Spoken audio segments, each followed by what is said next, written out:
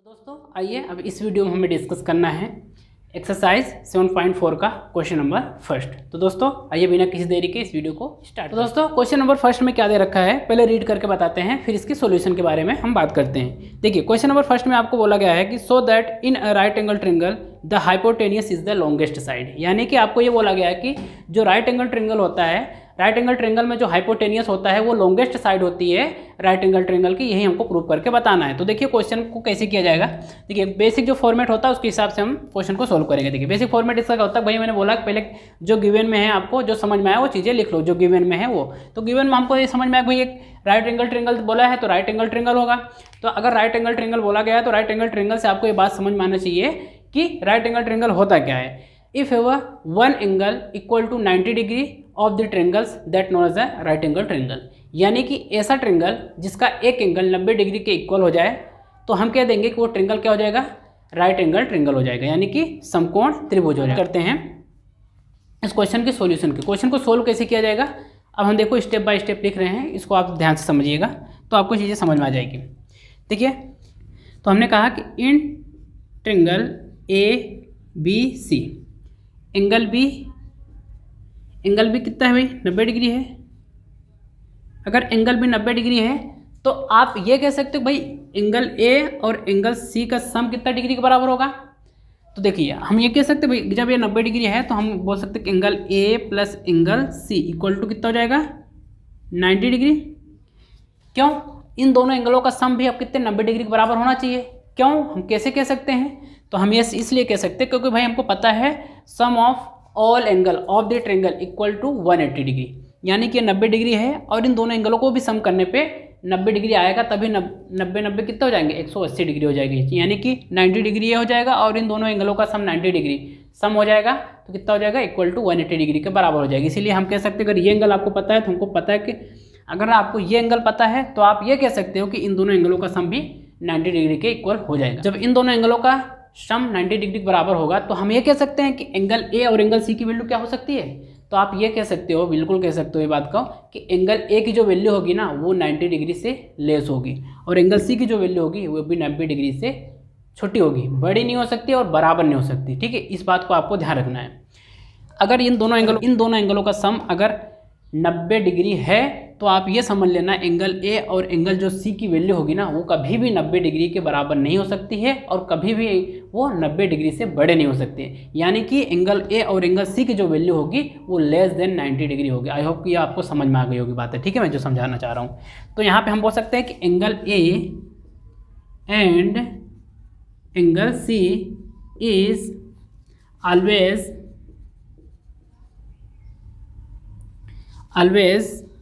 Less than 90 degree. ठीक है, तो पता है एंगल B और एंगल A के बीच का रिलेशन देखेंगे। एंगल B और एंगल A का रिलेशन देखेंगे भाई एंगल A जो है वो 90 डिग्री छोटा है और एंगल B जो है वो 90 डिग्री के इक्वल है। तो अब बताइए कि एंगल B बड़ा होगा कि एंगल A बड़ा होगा।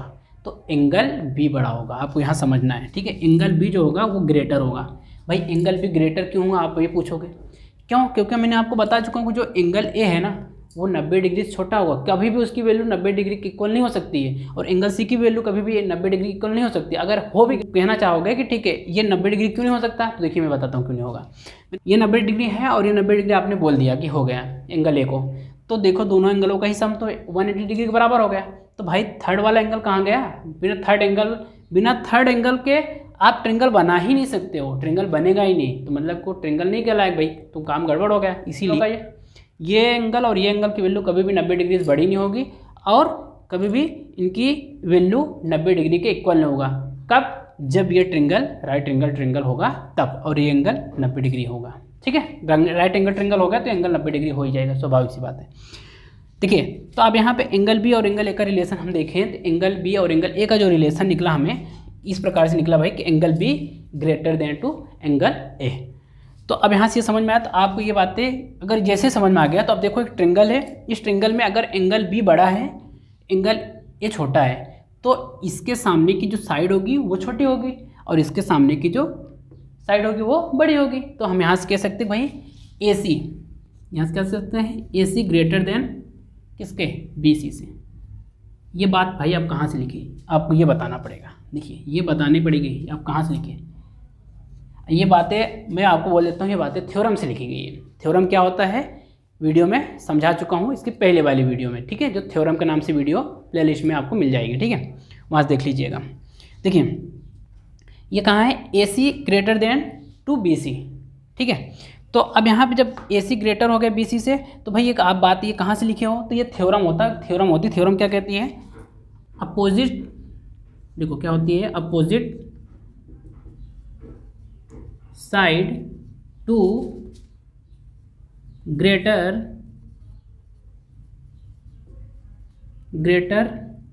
Side to greater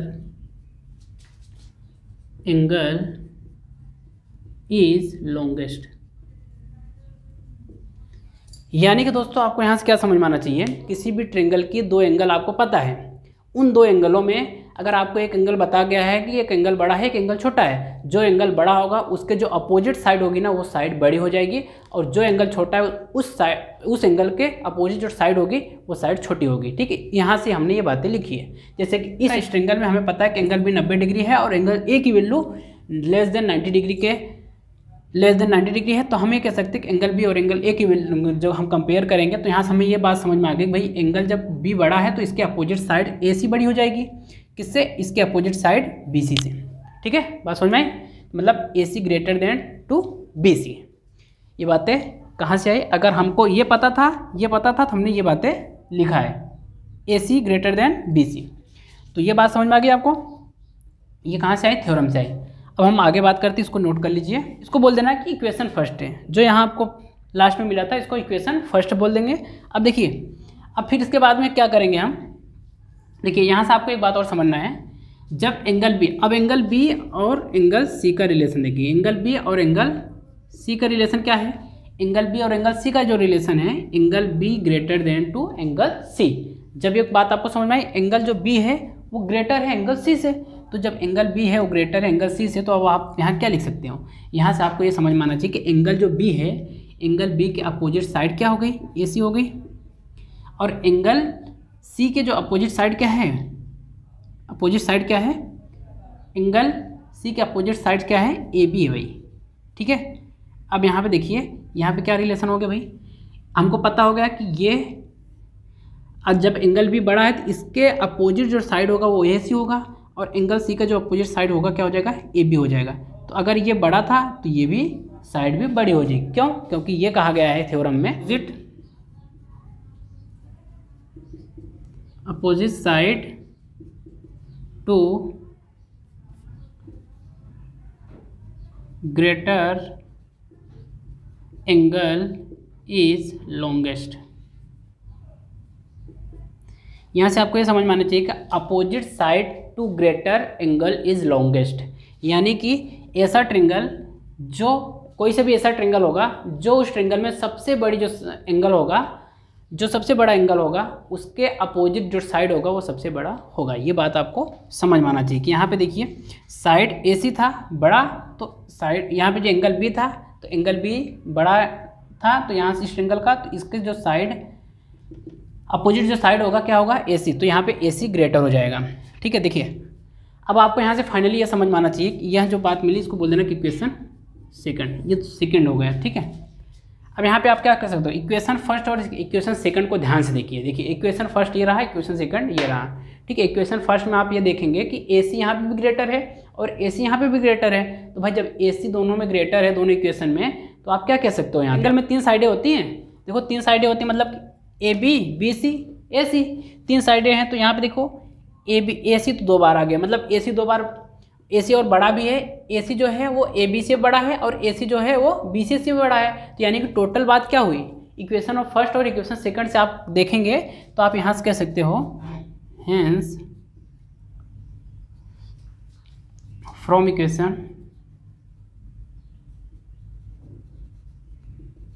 equation first and second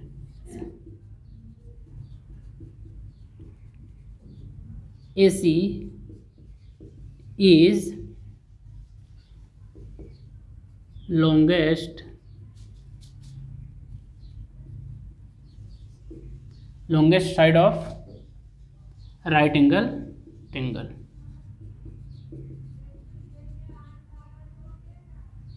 ठीक है दोस्तों, यहाँ से आपको फाइनली क्या बात समझ में आना चाहिए, इक्वेशन फर्स्ट और इक्वेशन सेकंड को आप जब देखेंगे तो आपको यहाँ से एक बात क्लियर हो जाएगी कि भाई जब यहाँ पे AC AB से भी बड़ा है और AC BC से भी बड़ा है तो आप फाइनली ये कह सकते हो कि जो AC है वो ग्रेटर है। तो और इस ये ट्रिंगल जो है एक राइट एंगल ट्रिंगल है, तो इस AC क्या है हमारा हाइपोटेनियस है। AC क्या है यहाँ पे देखिए, AC क्या है हाइपोटेनियस है। ठीक है, AC हाइपोटेनियस है और AB क्या है परपेंडिकुलर है। ठीक है, AB क्या है परपेंडिकुलर है और BC क्या है बेस है। ठीक है, मतलब BC आधार है, परपेंडिकुलर क्या है लंब है, हाइपोटेनियस क्या है कर्ण है। ठीक है, ये ट्रिंगल है। तो हमको पता होगा कि भाई इस राइट एंगल ट्रिंगल में हाइपोटेनियस लॉन्गेस्ट साइड होती है राइट एंगल ट्रिंगल की। ठीक है, फाइनली ये कह सकते हैं from equation first and second hypotenuse AC, hypotenuse क्या है हमारा AC है, तो hypotenuse AC is the longest side of the right angle triangle. I hope कि दोस्तों आपको ये बात समझ में आया होगा। दोस्तों अब बात करते हैं क्वेश्चन नंबर सेकंड की। क्वेश्चन नंबर सेकंड में आपको क्या बोला गया है, in the figure side AB and AC of the triangle ABC are extend to point P and Q respectively, also angle PBC less than angle QCB so that AC greater than AB। देखिए question में क्या दिया गया है, मैंने आपको read करके बताया और देखो क्वेश्चन में आपको समझा रहा हूँ क्या क्या दिया है। इसके क्वेश्चन में आपको ये कहा गया है कि ABC एक क्या है ट्रिंगल है, इस ट्रिंगल में जो AB साइड है उसको एक्सटेंड किया गया है पॉइंट P तक और AC जो साइड थी उसको एक्सटेंड किया है पॉइंट Q तक। ठीक है, तो यहाँ पे एक एक्सटर्नल एंगल ये बना और यहाँ पे एक एंगल एक्सटर्नल बना ये। ठीक है, और जो ये वाला एंगल है वो ये एंगल इस एंगल से बड़ा है, ये आपको क्वेश्चन में गिवन है। यानी कि ये एंगल और ये एंगल आपको जो दे रखा है ये मतलब ये एंगल बड़ा है। यानी कि मैं बोलूँ भाई ये एंगल अगर मैं 80 डिग्री माना, अभी मैं माना है ना, दिया नहीं है, ये 80 डिग्री अगर मैं बोलूँ तो ये कितना बोलूँगा मैं 60 डिग्री बोलूँगा।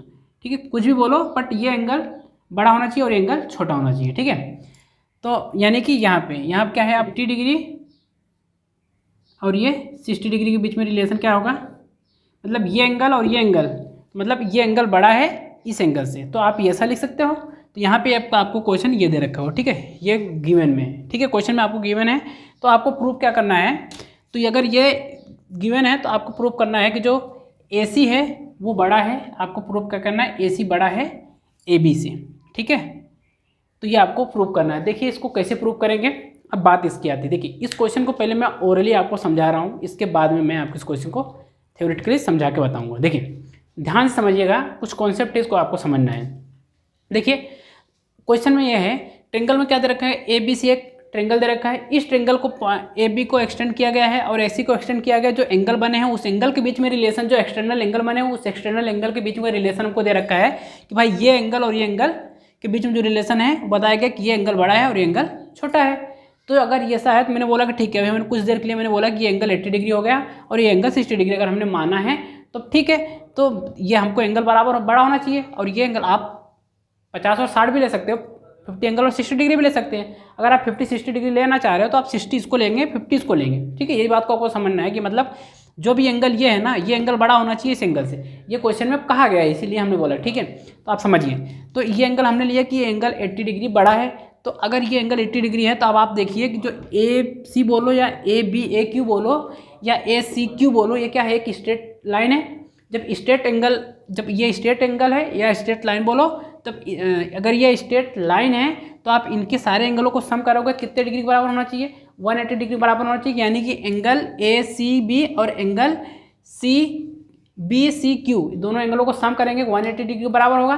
तो अब आप यहाँ से क्या कह सकते हो कि ये एंगल कितना डिग्री हो जाएगा, ये एंगल कितना हो जाएगा आपका, जो ये एंगल होगा ये 80 डिग्री हो गया, तो ये एंगल कितना हो जाएगा आपका 100 डिग्री हो जाएगा। तो बोलोगे भाई ये 100 डिग्री हो जाएगा, तो आप ये एंगल बताइए, ये 60 डिग्री है, ये 60 डिग्री है, तो ये एंगल कितना हो जाएगा, ये हो जाएगा एंगल कितना हो जाएगा 120 डिग्री हो जाएगा। समझिएगा ध्यान से कि अगर ये 60 डिग्री एंगल था तो हमको A B P straight angle हुआ या स्ट्रेट लाइन हुई, तो हम कह दिए कि ये एंगल और एंगलों का सम 180 डिग्री के बराबर होना चाहिए। यानी कि अगर ये एंगल 60 डिग्री हो तो एंगल कितना हो जाएगा 120 डिग्री। कह देंगे कि इन दोनों एंगलों का सम कितना हो जाएगा 180 डिग्री के बराबर। क्यों? लीनियर पेयर एंगल थ्रू, तो ये भी एंगलों का सम 180 डिग्री के बराबर हो जाएगा। क्यों?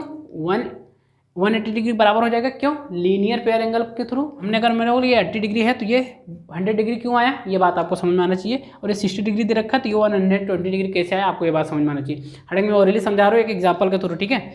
तो अगर ये देखिए, अब यहीं से कॉन्सेप्ट, यहाँ से आपको यहाँ से कॉन्सेप्ट समझना है, इसके बाद क्वेश्चन को सोल्व करेंगे तो आपको समझ में आ जाएगा।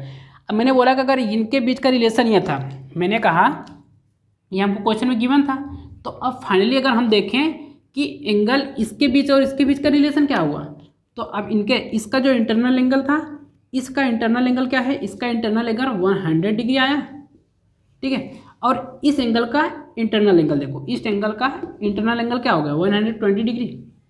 तो देखिएगा यहाँ से अब क्या रिलेशन मिल रहा है आपको, यहाँ से आपको ये रिलेशन मिलेगा कि भाई देखो ये एंगल बड़ा है, ठीक है, ये एंगल बड़ा है। तो अब देखिए यहाँ से ये वाला एंगल बड़ा हो गया। अब इस एंगल के अपोजिट साइड देख लो, इस एंगल के अपोजिट साइड देखोगे क्या हो जाएगा, इस एंगल का अपोजिट साइड क्या हो जाएगा AC हो जाएगा, और इस एंगल के अपोजिट साइड क्या हो जाएगा AB हो जाएगा, AB हो गया। तो देखिए अब इन दोनों के बीच में रिलेशन क्या बताओगे, ये तो बताओगे, ये तो प्रूव करना भाई, AB लेस देन AC। तो मतलब AB को आपको छोटा बताना था AC से, तो आप सीधी बात तो या तो ऐसा बोल दो कि AC ग्रेटर देन AB। यही बात तो आपको प्रूव करनी है भाई। देखो AC greater than to AB, ये तो आपको प्रूव करना है। देखो हमने ओरली आपको प्रूव करके बता दिया। करते हैं इस क्वेश्चन का थ्योरेटिकली कैसे सोल्व करेंगे। देखिए कैसे किया जाएगा इस क्वेश्चन को सोल्व। देखिए इस क्वेश्चन को सोल्व करने के स्टार्ट जो करेंगे वो यहाँ से करेंगे। देखो वी नो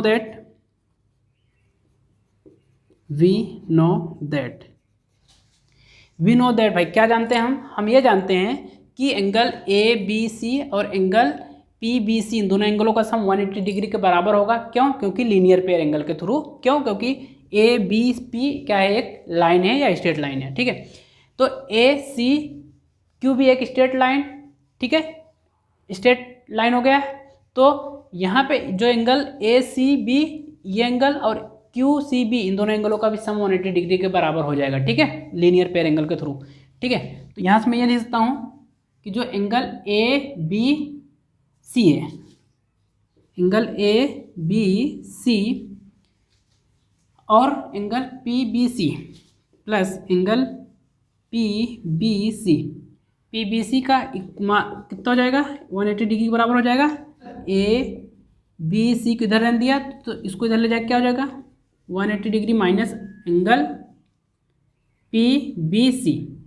एंगल ABC बराबर क्या हो जाएगा, एंगल ABC बराबर हो जाएगा 180 डिग्री माइनस एंगल PBC। तो ये इक्वेशन हो जाएगी फर्स्ट, इसको बोल देना कि इक्वेशन फर्स्ट। इक्वेशन ये फर्स्ट हो गया। तो अब देखिए आगे हम क्या लिख सकते हैं। आगे हमें लिखेंगे कि अब देखिए इसी प्रकार से इन दोनों एंगलों को सम 180 डिग्री के बराबर हो जाएगा। अब हम यहाँ पे देखो सिमिलरली लिख दे रहे हैं, यहाँ पे देखिए सिमिलरली हम क्या कह सकते भाई कि अगर हमको एंगल ACB की वैल्यू चाहिए, एंगल ACB की वैल्यू चाहिए, तो हम बोल देंगे 180 डिग्री में से एंगल QCB को माइनस कर दो। एंगल QCB इन दोनों एंगलों को माइनस कर देंगे, ये हो जाएगी, माइनस करने पे जो आएगा तो हमारे एंगल ACB की वैल्यू हो जाएगी। तो ये इक्वेशन सेकंड हो गया, ठीक है। अब इक्वेशन फर्स्ट और इक्वेशन सेकंड को आपको ध्यान रखना है, इसका भी हमको हेल्प लेके आगे काम करना है। देखिए हमें क्या गिवन दे रखा है, एंगल PBC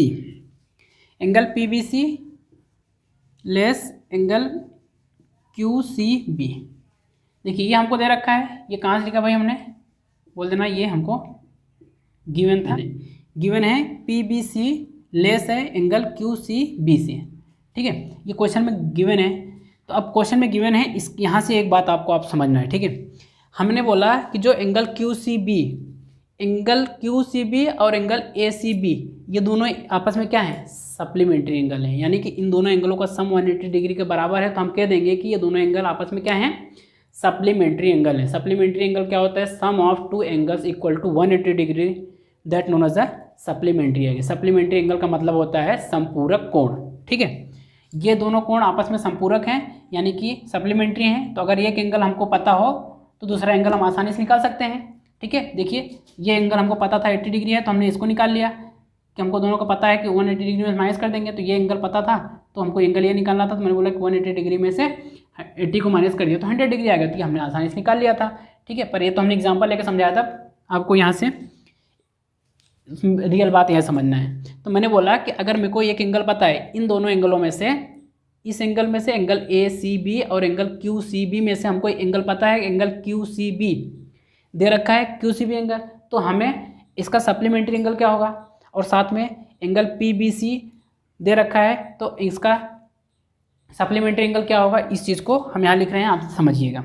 देखिए यदि आपको दो एंगल सप्लीमेंट्री एंगल दे रखे हैं, उन दोनों एंगलों में से एक एंगल आपको दे रखा है, दूसरा एंगल आप आसानी से निकाल सकते हैं। मैंने बोला कि ठीक है, कैसे निकालेंगे, तो मैंने बोला कि उसमें से 180 डिग्री में से उस एंगल को माइनस कर दो, वो बचा हुआ सेकंड एंगल आ जाएगा आपको, ठीक है। इस एंगल को माइनस कर दो 180 डिग्री, मैंने बोला कि 180 डिग्री माइनस एंगल PBC, ठीक है। 180 डिग्री में से हमने एंगल PBC को माइनस कर दिया, तो देखिए अब यहाँ पे क्या कंडीशन आएगी, अब हम इसको नहीं बता रहे, ठीक है। अब यहाँ पे इसे बॉक्स छोड़ रहे हैं।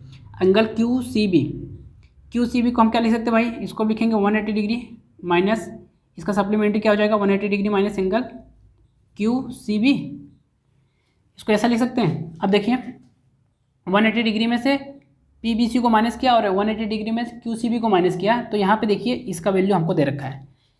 इक्वेशन फर्स्ट एंड सेकंड से हम लिख सकते हैं angle 180 degree minus angle PBC को हम लिख सकते हैं एंगल ABC, यहाँ पे आप बॉक्स, इसके बाद इसको क्या लिख सकते हैं, इसको लिख देंगे एंगल ACB, ये दोनों एंगल लिख सकते हैं। अब इन दोनों एंगलों के बीच का रिलेशन क्या है, ये बात भी समझना है आपको, ठीक है। आज एक एंगल ABC और एंगल ACB के बीच का रिलेशन क्या है, ये कैसे रिलेशन में पता चलेगा, इस बात को समझना है।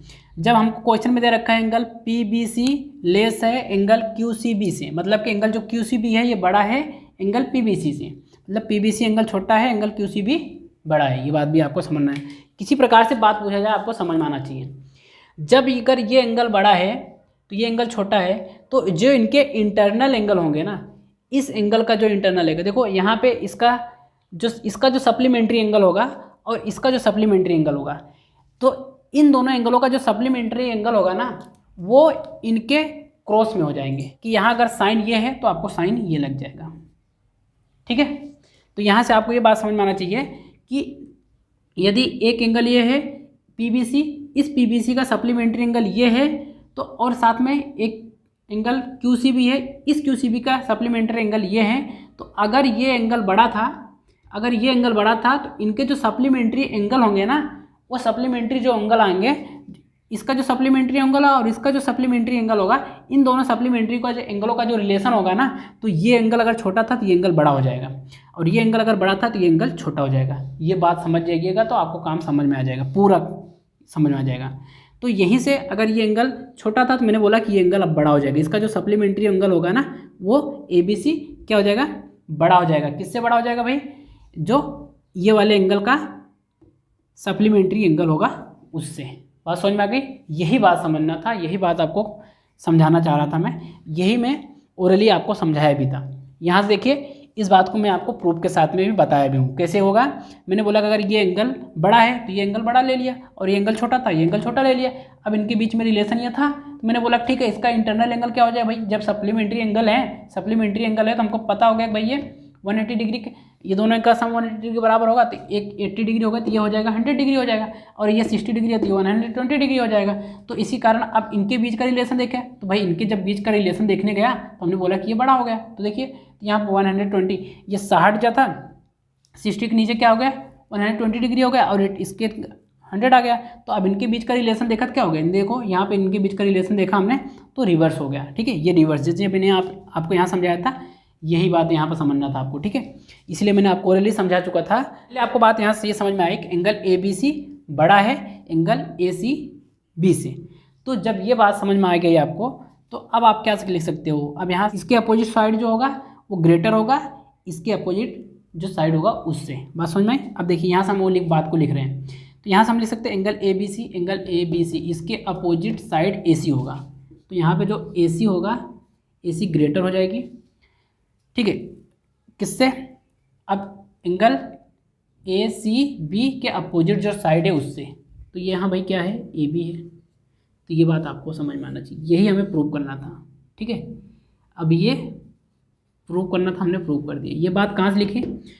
अब यहाँ से आपको एक लाइन लिखना है, opposite side to greater angle is longer, ठीक है। यहाँ दोस्तों आपको ये क्वेश्चन समझ में आया होगा। अब हम बात करते हैं क्वेश्चन नंबर 3 की। तो दोस्तों आइए बात करते हैं क्वेश्चन नंबर 3। क्वेश्चन नंबर 3 में क्या बोला गया है आपको?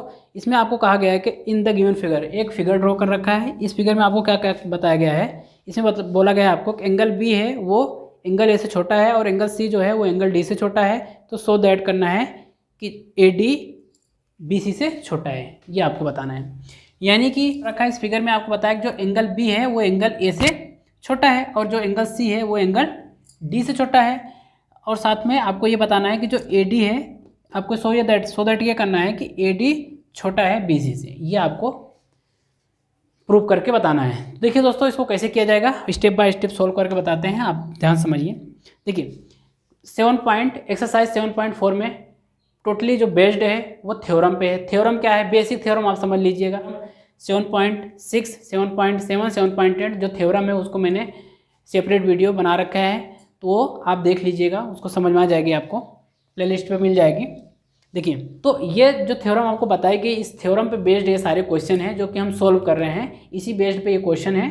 ये कुछ ज़्यादा ही उस थ्योरम पे बेस्ड है, इसको समझिए, ठीक है। थ्योरम जो है 7.6, 7.7, 7.8 जाके उसको देख लीजिएगा, उसमें अलग अलग थ्योरम है जो कि मैं आपको एक्सप्लेन कर रहा हूँ। बस थ्योरम आपको बेसिक यही ध्यान रखना है भाई, जो एंगल सबसे बड़ा है उसके अपोजिट साइड बड़ी हो जाएगी, और जो साइड सबसे बड़ी है उसके अपोजिट एंगल सबसे बड़ा हो जाएगा किसी भी ट्रायंगल में। आई होप कि आपकी बातें समझ में आ गई होगी।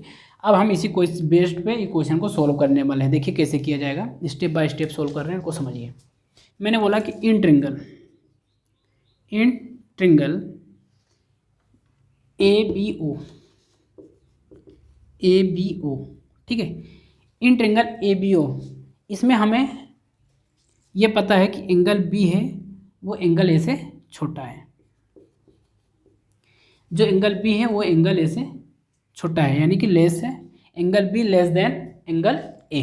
ये आपको गिवन है भाई, इसको लिख लेना कहाँ से, ये गिवन है। तो इसके जस्ट अपोजिट साइड क्या होगी? एंगल बी के जस्ट अपोजिट जो साइड होगी वो क्या हो जाएगी? ए ओ। तो यहाँ पे लिखेंगे भाई, क्या लिखेंगे? ए ओ। ये भी लेस हो जाएगा किससे? एंगल ए के जस्ट अपोजिट साइड क्या हो जाएगी? बी ओ, ठीक है। ये कहाँ से लिखा भाई? यहाँ से बोल देना, मैंने आपको वो थ्योरम से। थ्योरम क्या है? Opposite side to greater angle is longer. मतलब किसी भी ट्रायंगल की अगर जो एंगल बड़ा है उसके जस्ट अपोजिट जो साइड होगी वो बड़ी होगी, ठीक है। इसका मतलब ये आपको समझा चुका हूँ। अब इसका एक बार और यूज़ होगा, उसको आपको समझ जाना है। मैं वहाँ लिखूँगा नहीं, आप बस बोल दूँगा ये थ्योरम को लिखना है, तो वहाँ से लिख लीजिएगा, ठीक है। तो लिखना ज़रूरी होता है, ये आपको यहाँ पे लिखना था, ठीक है। ये मैं लिख दिया हूँ। अब यहाँ से बोल देना भाई ये इक्वेशन क्या हो गई? फर्स्ट हो गई। ये इक्वेशन फर्स्ट आ गई। अब इसी प्रकार से आपको इक्वेशन सेकंड निकालना है। इक्वेशन सेकंड कैसे निकलेगी? वो इस ट्रायंगल से निकलेगी। देखिए अब वो कैसे निकलेगा। अब मैंने बोला कि इन ट्रायंगल कौन सी? डी सी, या बोलोगे सी डी ओ, ट्रायंगल कौन सा भाई? सी डी ओ ट्रायंगल में। सी डी ओ ट्रायंगल में देखिए आपको क्या पता है? आपको ये पता है कि एंगल सी लेस है एंगल डी से, ठीक है। एंगल सी जो है वो छोटा है एंगल डी से। तो अब एंगल डी के अपोजिट साइड देख लो और एंगल सी के अपोजिट साइड देख लो। एंगल सी के अपोजिट साइड देखोगे तो एंगल सी के जो अपोजिट साइड होगा वो होगा ओ डी, ठीक है। और एंगल डी के अपोजिट साइड क्या होगा, OC, तो ये हो गया, ये इक्वेशन सेकंड हो गई। और यहाँ पे आपको बात लिखना है, क्या लिखना है, opposite side to greater angle is longer, ये बात आपको यहाँ पे थ्योरम में लिखना है, तो इसको लिख लीजिएगा, ठीक है। यहाँ पे लिखना है कि opposite side to greater angle is longer. तो ये बात जैसे आप लिखोगे तो अब देखो इक्वेशन फर्स्ट मिल गया, इक्वेशन सेकंड मिल गया। अब इन दोनों इक्वेशन को सोल्व करेंगे, ऑटोमेटिक आपको जो प्राप्त होना है ये मिल जाएगा। देखिए हमने बोला कि एड बोथ इक्वेशन,